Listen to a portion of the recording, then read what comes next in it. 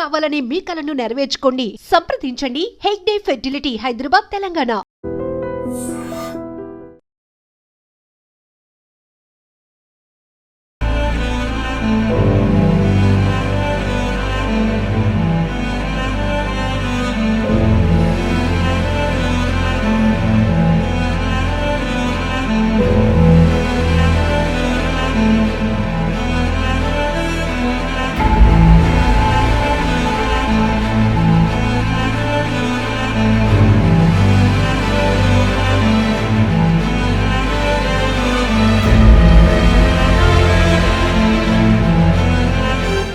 వలసలు తెలంగాణలో అంటేనే వలసలు పోయే జిల్లాలు అంటూ కూడా కొన్ని జిల్లాలకు ఆ పేరుంది. ఎస్పెషల్లీ కరీంనగర్ అనుకోండి, నిజామాబాద్ అనుకోండి.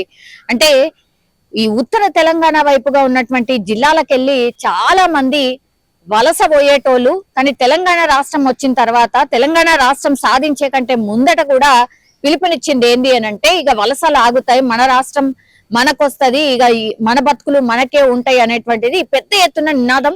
అట్లనే మన కోసం మనం ఇప్పుడు పోరాటం చేయకపోతే, ఇక తెలంగాణ రాకపోతే మన బతుకులు ఇంటనే ఉంటాయి అనుకొని కూడా చాలా మంది అంతే ఇదిగా పార్టిసిపేట్ అయితే చేసిండ్రు. కానీ వలసలు ఎక్కడన్నా ఆగినాయి అంటే తగ్గినాయేమో గాని వలసలు మాత్రం ఆగలేదు. అట్లాగే ఈ ఏజెంట్లు ఎవరైతే ఉంటారో, అంటే మీకు అక్కడ జీతం ఇప్పిస్తాం, ఇక్కడ జీతం ఇప్పిస్తాం, ఇంతలా ఇక మీ లైఫే మారిపోతుంది, మీ బతుకులే మారిపోతాయి, ఒక్కసారి ఒక 2 సంవత్సరాలు వయసు వచ్చిండ్రంటే ఇక్కడ మీరు చేసిన అప్పంతా తీరిపోయి ఇంకా కూడా మీరు పంపించగలుగుతారు. ఇట్లా ఆశలు చూపి చాలా మందిని ఇంకా కూడా మోసం చేసే ఏజెంట్లు అట్లనే ఉన్నారు, మోసపోయే లాంటి ప్రజలు కూడా అట్లనే ఉన్నారు. ఎందుకంటే ఈ ఇన్సిడెంట్ కూడా అట్లాంటిదే. సిద్దిపేట జిల్లా హుస్నాబాద్ కి సంబంధించిన నియోజకవర్గంలో ఇట్లాంటిదే ఒక ఘటన అయితే జరిగింది.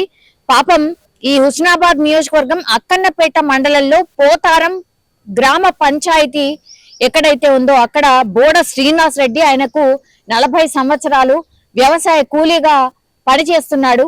సో వ్యవసాయ కూలీగా ఎన్నేళ్ళని పనిచేస్తాడు, ఎంతకని సంపాదించగలుగుతాడు, ఎట్లా కుటుంబ పోషణ అనుకున్నాడో ఏంటో. అతనికి భార్య అట్లాగే 2 ఆడపిల్లలు ఉన్నారు. సో ఆడపిల్లలు పెద్దగా అవుతున్నారు, వాళ్లకు పెళ్లిళ్ళు చేయాలంటే ఎంతో కొంత కట్నం ఇచ్చుకోవాలి. అట్లాగే వీళ్ళు భార్యాభర్తలు బతకడానికి కూడా ఎంతో కొంత కావాలి. కాబట్టి ఇట్లా వ్యవసాయ కూలీతో ఇక పని నడవదు. కాబట్టి ఏడికన్నా పోయి అంటే బొంబాయా లేకపోతే దుబాయా ఇట్లా వలస పోయేటోళ్లే చాలా మంది. అంటే బయటకు పోతే ఎంతో కొంత సంపాదించగలుగుతాం, ఇంటికి పంపించగలుగుతాం అన్న ఆలోచన చేస్తుంటారు. కాబట్టి వీటిని క్యాష్ చేసుకుంటారు. ఇట్లనే ఎవరో అక్కడో ఇక్కడో తెలిసిన వాళ్ళు చెప్తారు కదా, మా సుట్టపైనే ఇట్లా పోయిండు, ఇక మా పక్కింటాయన్నే పోయిండు, ఆయన మంచుకున్నాడు పంపిస్తున్నాడు అని. అట్లనే ఈ ఏజెంట్లు దాన్నే క్యాష్ చేసుకుంటున్నారు. ఈ సిరిసిల్ల జిల్లాకు సంబంధించిన ఏజెంట్ అట్లా ఈ శ్రీనివాస్ రెడ్డికి కూడా 4 లక్షలు తీసుకొని నిన్ను పంపిస్తా, దుబాయ్కి పంపిస్తా అంటూ అప్పుడు పంపుతా ఇప్పుడు పంపుతా అని ఆయనకు ఆశ చూపుతూనే ఉన్నాడు. సంవత్సరం దాటిపోయింది, అయినా సరే ఆ ఏజెంట్ పైసలు ఇచ్చిన తర్వాత అసలు ఏమి సప్పుడు చేస్తలేడు. ఒకటి అప్పుడు అంటే ఇప్పుడు అంటున్నాడు, అసలైన ఫోన్ కూడా అటెండ్ చేస్తలేడు. ఇక 4 లక్షలు గంగలో ఓసినట్టే అని అనుకున్నాడు. కాబట్టే ఇప్పుడు శ్రీనివాస్ రెడ్డి ఏమనుకున్నాడో ఏమో. ఇక మనకు తెలుసు కదా, 4 లక్షలు ఆల్రెడీ కూలి పని చేస్తుంది, కుటుంబ పోషణే భారంగా మారిన టైంలో 4 లక్షలు అప్పో సొప్పో తెచ్చి బయట నుంచి ఇక పోత కదా దుబాయ్ అనుకున్నాడు. అట్లా కాలయాపన చేస్తూ చేస్తూ ఆ అప్పుడు ఇచ్చిన ఎవరైతే ఉన్నారో వాళ్ళు వచ్చి ఇంటి మీద కూర్చుంటున్నారు, అప్పులు ఎప్పుడు తీరుస్తావో అని అడుగుతున్నారు. సో ఇవన్నీ తట్టుకోలేక పాపం భార్య బిడ్డలకు ఏమి చెప్పుకోలేక ఇంట్లో, అంటే ఈ వేసవి కదా, అంటే ఎండాకాలం కదా, బయట చల్లగా ఉంటదని చాలా మంది వాకిట్లో పడుకుంటూ ఉంటారు. అట్లనే నిన్న రాత్రి ఈ ఫ్యామిలీ మెంబర్స్ అందరు కూడా ఆరు బయట వండుకున్నారు. తర్వాత మధ్యరాత్రి ఈ లోపలికి వెళ్ళి గడియ పెట్టుకొని పూర్తిగా ఫ్యాన్ కి ఊరేసుకొని ఇప్పుడు శ్రీనివాస్ రెడ్డి చనిపోయిన పరిస్థితి. అయితే మధ్యరాత్రి వాళ్ళ భార్యకు మెలకు రావడం, చూస్తే భర్త పక్కన లేకపోవడం, ఎక్కడికి పోయిందా అని చూసేసరికి ఎంతకి తలుపు ఓపెన్ కావట్లేదు. దీంతో పక్కన వాళ్ళని అందరినీ లేపి తలుపులు పగలగొట్టి లోపలికి వెళ్లి చూసేసరికి ఫ్యాన్ కి వేలాడి కనిపించాడు భర్త. దీంతో హుటాహుట్న కొనా ఊపిరితో ఉన్నాడు అప్పటికి కూడా శ్రీనివాస్ రెడ్డి. అప్పుడు కొనా ఊపిరితో ఉన్నటువంటి శ్రీనివాస్ రెడ్డిని దగ్గరలో ఉన్నటువంటి సిద్దిపేట దగ్గరలో ఉన్నటువంటి హాస్పిటల్ కి, ప్రభుత్వ ఆసుపత్రికి తరలిస్తే అప్పటికే డాక్టర్స్ చెప్పేశారు చనిపోయాడని. సో ఇట్లా ఎన్నో జీవితాలు, ఎంతో మంది ఏజెంట్ల చేతుల్లో మోసపోయి ఇట్లా చనిపోతున్న వాళ్ళు కొందరైతే దుబాయ్కో ఇంకెక్కడికో పోయిన తర్వాత అసలు జాబ్ ఉండదు, ఏముండదు. ఇక్కడ మాత్రం ఆ ఏజెంట్లు పైసలు దండుకుంటారు. దుబాయ్కి వెళ్ళిన తర్వాత వాళ్ళని గాలికి వదిలేస్తారు కొంతమంది. లేదంటే అక్కడ పోయిన తర్వాత వీళ్ళకి చెప్పే పని ఒకటి ఉంటది, అక్కడ చేసే పని ఇంకోటి ఉంటది. వీళ్ళు చెప్పిన శాలరీ ఒకటి ఉంటది, అక్కడ పోయిన తర్వాత వాళ్ళు ఇచ్చే శాలరీ ఒకటి ఉంటది. ఇట్లా ఎన్నో ఎన్నో ఎన్నో. సో ఈ వలస పోవడం ఆగట్లేదు. ఇబ్బందులు పడైనా సరే ఎంతో కొంత ఇక్కడికంటే అక్కడనన్నా కొంచెమన్నా వస్తుంది.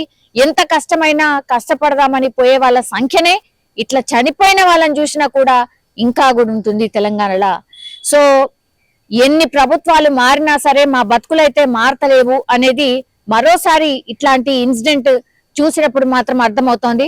అట్లాగే ఆయన సూసైడ్ నోట్ లో కూడా రాయడం జరిగింది, పూర్తిగా మా పిల్లల్ని అట్లాగే మా వాళ్ళని మంచిగా చూసుకోండి, పిల్లల్ని మంచిగా చూసుకో అని భార్యకు లెటర్ రాసి పెట్టిన సందర్భం.